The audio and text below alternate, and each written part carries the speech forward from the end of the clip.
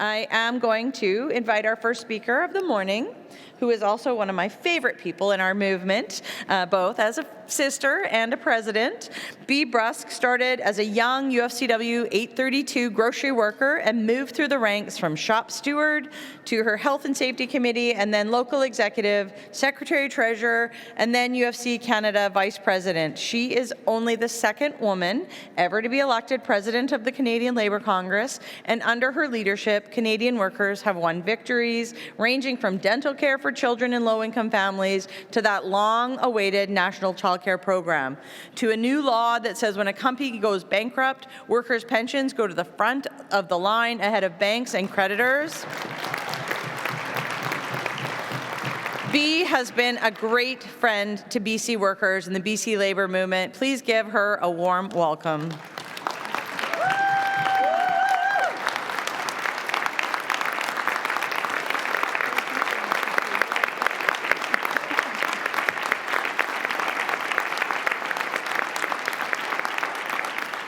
Thank you so much for that very warm welcome, and good morning, my friends. How awesome is it to be in a room full of Labour people on a Thursday morning? Thank you for the very warm welcome and the kind thoughts, Suzanne. I just want to take a moment to thank my friend, Suzanne.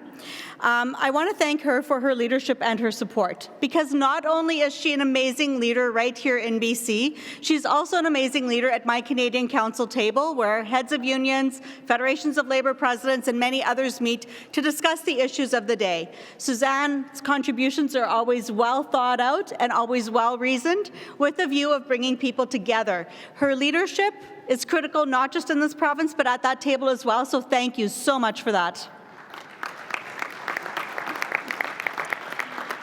And, you know, congratulations to everyone in the room here for your monumental win. You recently faced a really tough provincial election government battle, right? You faced a very tough battle. You re-elected an NDP government. It wasn't easy, but you persevered and you got it done. And your new Minister of Labour, longtime Labour activist, Jennifer Whiteside, how amazing is that? And your new Parliamentary Secretary for Labour, former Victoria Labour Council President, Darlene Rochford. Where are you, Darlene? How amazing is that? So this victory really is a testament to the power of workers when we organize, when we mobilize, and when we refuse to back down. These wins don't happen by chance, my friends. We know that it takes organizational skill. It takes all hands on deck, and it takes tireless work. It's the knocking on doors, the having conversations, the standing up for the kind of leadership that puts people first. It's the kind of leadership that BC has shown to the rest of the country, and we know that when workers lead, every single person can win. But let me be clear, our work is not done. It's only just beginning. And while we celebrate here in BC, something historic has also happened in Ottawa this week. We have had the largest worker-led lobby on Parliament Hill that this country has ever seen earlier this week. We had literally hundreds of workers meeting face-to-face with decision makers, thousands participating virtually, demanding actions on things like affordability, on healthcare, and on fairness. And that lobby is critically important, and it shows that when workers lead and when we fight for our communities and when we influence decision makers at the highest power, we can actually win. Thanks to digital tools like Action Network that you've heard much about already at this convention, you can also join that virtual lobby today. In fact, I know this is counterintuitive. Usually when you're sitting in the audience, we want you to pay attention and not look at your phone, but I'm going to ask you to take your phone out for a moment. So I actually want you to take out your phone, and I'd like you to text the word lobby, all caps, to the number 55255. The word lobby, all caps, to 55255. While you're at this convention this week, you can actually participate in that lobby and make your voice heard in Ottawa, not just this week, but also in the days and weeks to come. That is Labour in action. It's not always sitting across from a politician. It's putting pressure on them wherever and whenever we have the opportunity, because that is how we build the future that we all deserve, my friends. And you know, Canada's labour movement is strong. The CLC represents over 3 million workers in every sector, in every territory, and in every province across this country. And we are the voice for every worker in this country. And right now, we have been on a really big high. By coming together, we've won some major victories by working together over the last few years. Thanks to our friend Jagmeet Singh, who we're going to be hearing from shortly after me, we've won significant victories on things that we've been championing for literally decades. Like we finally won the start to a national pharmacare program, folks. That has been a very tough battle, but we are in the first stages of a pharmacare plan that is finally passed. So all of our years of fighting for prescription drug coverage, I never imagined that we would actually be here today. Millions of Canadians are already and will be benefiting from birth control, free birth control across the country, diabetes medications, and devices covered by a public single-payer plan. That is huge. And after decades and decades of hard work, we finally made federal anti-scab legislation at the federal level a reality in this country. That is huge. You know, over the decades, we've talked about anti-scab so many times to so many different governments. It is a critically huge deal. And I know many provinces have had variations of some kind of anti-scab legislation. Not everybody has been as fortunate as you folks have been here in terms of having some legislation. I come from a province that certainly has never had that legislation. And getting that at the federal level means that we can put pressure on provincial and territorial governments to also enact that kind of thing. So we know how important that is when you're sitting at the bargaining table and your employer can actually undermine our capacity by bringing in scabs. This is critical, and I'm so proud of the labour movement for coming together. You all deserve a big hand on that. So many decision makers that voted against anti-scab for decades voted for it this time, and that is because of the power of people like Jagmeet making it a supply and confidence agreement priority. The Liberals promised it, but only in the event of a lockout. What good is that, quite frankly? But this has now come to pass, and I'm so proud of that. We also won a Sustainable Jobs Act, making sure that workers, all of us, are at decision-making tables as we create those new sustainable jobs across Canada. We need to ramp up our fight against climate change. I don't know about you, but again, I'm from Manitoba. We have this much snow. It's end of November. That is not the norm. We have all seen it. You folks lived through flooding 2 years ago. That was devastating to so many communities. We have to ramp up our fight, but we also need to make sure that not a single worker is left behind. We want investments in healthcare and housing, in school lunch programs so that kids don't have to go to school with an empty stomach.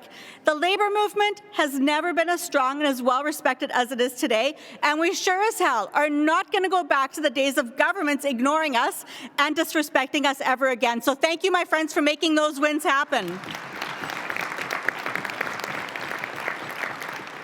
And you know, my friends, we also know that the share of wealth, our workers' share of wealth continues to shrink. We see corporate profits are absolutely soaring.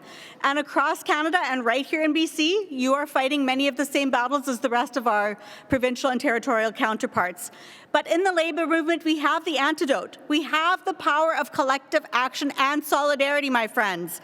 And that's why at the CLC, we've developed a Workers Together campaign that is going to be critically important for us to push back on these things. This campaign isn't about flashy slogans or short-term wins. It's about actually building a movement, a worker-led movement that puts people first at the center of our future. It's about uniting workers across this country to fight for affordability, to fight for strong public services and jobs that provide respect and dignity for all workers. Here in BC, you've demonstrated the strength of collective action, and the Workers Together campaign wants to take that energy and extend it right across this country to make sure that no worker is left behind. It's working together to elect politicians at every single level that's going to make life better for all workers across Canada. Because we also know that while workers and their families are struggling, politicians, many of them, who claim to be our friends and who claim to fight for us, are actually working against our best interest. We know this. For years at the federal level in particular, we faced governments weakening labor laws, making it harder to organize workers so that they can actually gain a better deal from their employer. And we see that that means a widening wealth gap. Those at the very top are doing better and better, while workers and their families are falling further and further behind. Shame is right, and workers have had enough. You know, politicians can use all the pretty words that they want to try to win our votes. But the truth is, no one knows better what's in a worker's best interest than workers themselves, my friends.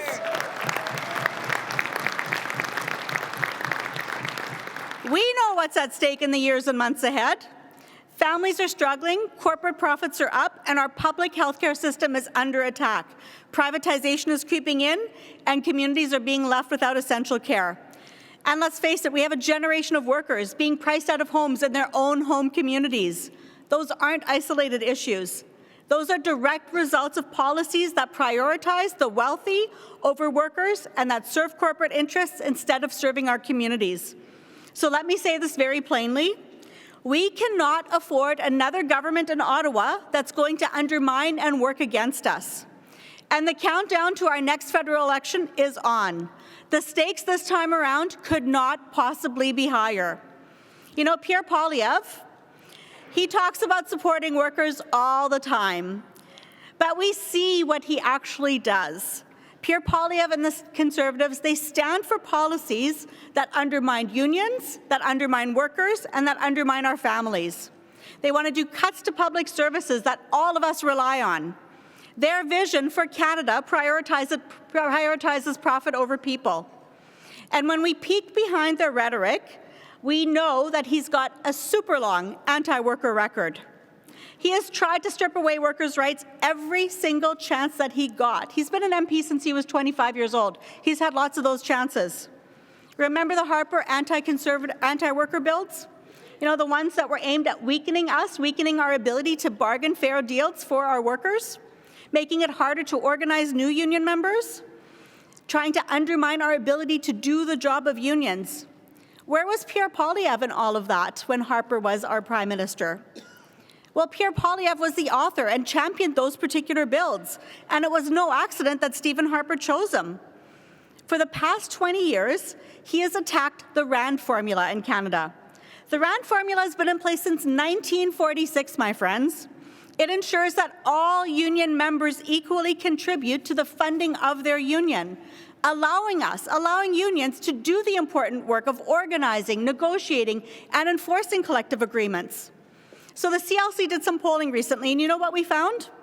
We found that while most workers understand the importance of funding their union and would still continue to pay union dues, even if they weren't legally obligated, 20% would stop tomorrow. So 20% of your union members would stop tomorrow.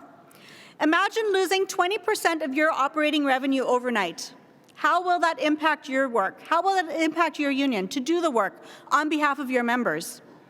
Poilievre has and will continue to go after a union's ability to operate and to organize and to advance the interests of workers.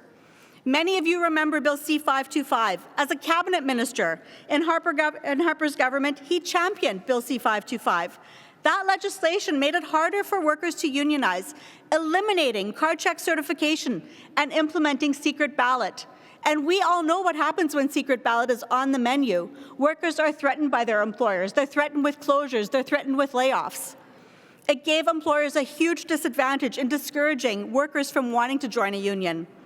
We never stopped the fight back against that legislation, and after the 2015 election, we convinced the Liberal government to repeal C-525 and C-377 and to restore card check legislation in this country.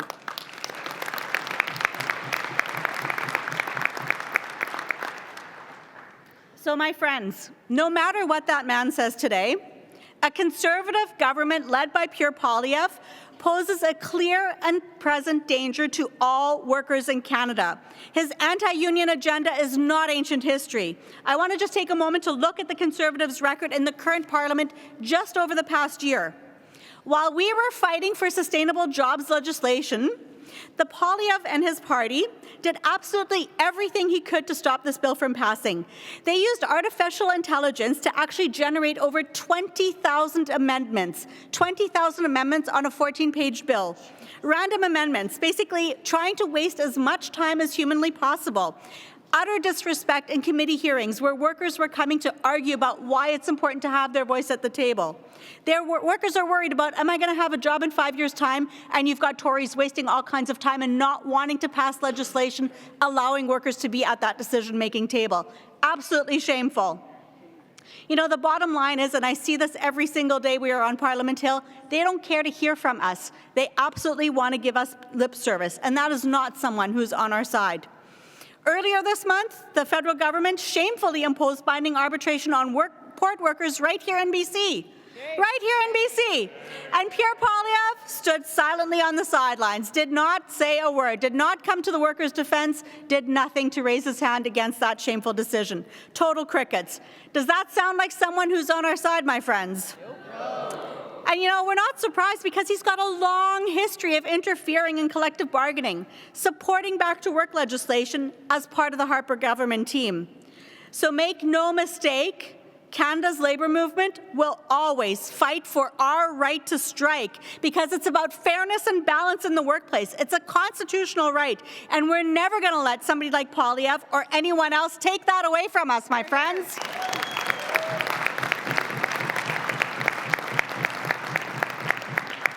Canada's unions are fighting to strengthen workers' voices and to make life better for everyone.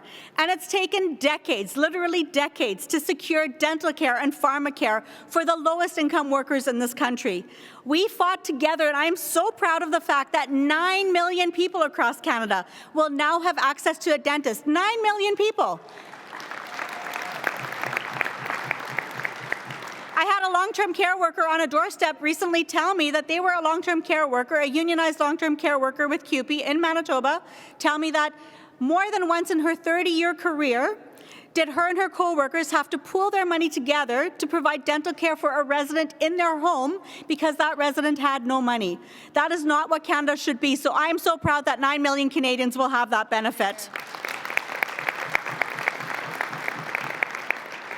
But not only has Pierre Poilievre and his team voted against those benefits, he's already promised to cut them. He calls those things radical. He thinks it's radical that people in this country should have access to dental care and to their prescription drug medications. He's going to strip away these benefits from workers, from their families, literally putting his hand in your pocket to take that money out. That is not someone who's on our side, my friends. So yeah, listen, over the next weeks and months, those Conservatives are going to come to us. They're going to whisper sweet nothings in our ear. They're going to tell us how they've changed their ways and how they're never going to attack our movement again. And sadly, some workers are going to fall for it. But I'm telling you right now, a leopard does not change its spots. When we look at their Conservative Party declaration, just updated this past September under Poilievre's leadership, on page 6, and I quote, "The Conservative Party of Canada supports the right to work legislation that will allow for optional union membership." So we'll let you decide if your members want to pay you or not. On page 7, and I quote, "We believe that mandatory union membership and forced financial contribution as a condition of employment limit the economic freedom of Canadians and stifle economic growth." Those are not friends that are on our side, folks. So we must be under no illusion. Workers are having a hard time making ends meet. They're being shortchanged by billionaire bosses, getting ripped off by grocery store CEOs and gas companies, and they want change. Workers are mad, and that's what we're going to fight for. We're going to fight for the kind of change that gives workers better pay and more respect in their workplace, the kind of change that gives them a voice, and the kind of change that's good for all workers. Hear, hear.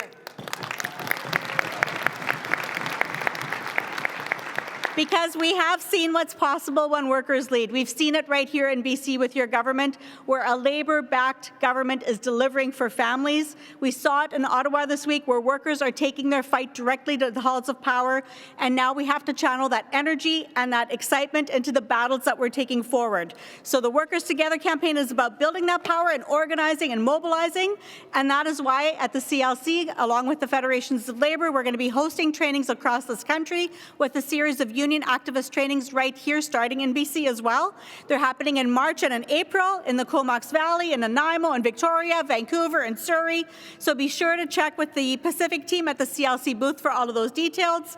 These trainings are designed to give workers the blueprint that we are going to need to fight corporate greed and to elect pro-worker candidates. It's an opportunity for us to bring our movement together and to equip all workers with the tools that we need to organize to ensure that we are ready for these critical battles. And when the election is called, we are going to be ready to pivot. So I encourage you also to work with your labor councils in your regions. You all have handouts where all the labor councils are.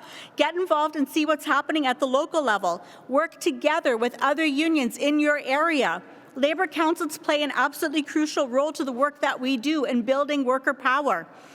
The success of our national campaigns relies heavily on the work that your federations do, that the labor councils do. So please scan the QR code that you received earlier and get in touch with those labor councils as well. And I want to just take a moment here to just pause and say something about the IAM lockout, the Cal Tire lockout, and the Cup W strike. I see the folks from Cal Tire at the back of the room. How shameful for that employer, successful employer, to lock out those workers for over a month already. Shame on them.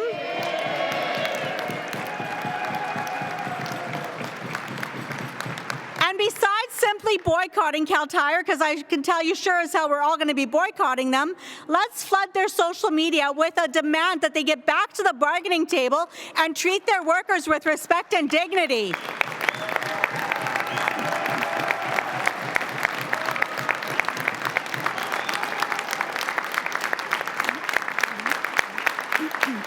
Let's find them on Facebook, on Instagram, and wherever they are.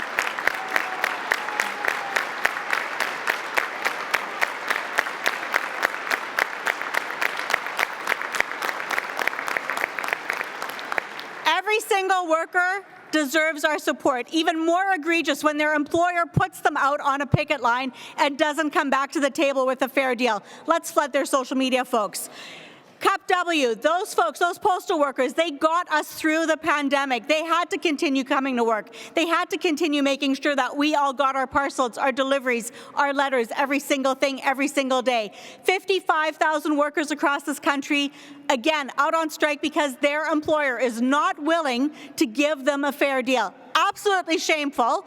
Go on the Cup W website. There's a number of actions you can take. They're looking for support on their picket lines. Please support those workers. They also deserve a fair deal. They deserve to be back at work ASAP.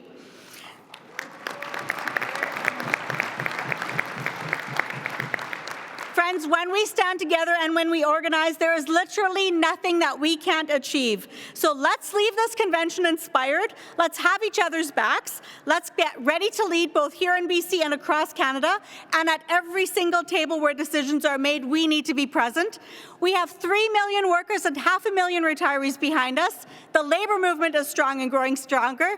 Together we win, together we lead, together we build. Let's go kick some ass for the working class, my friends.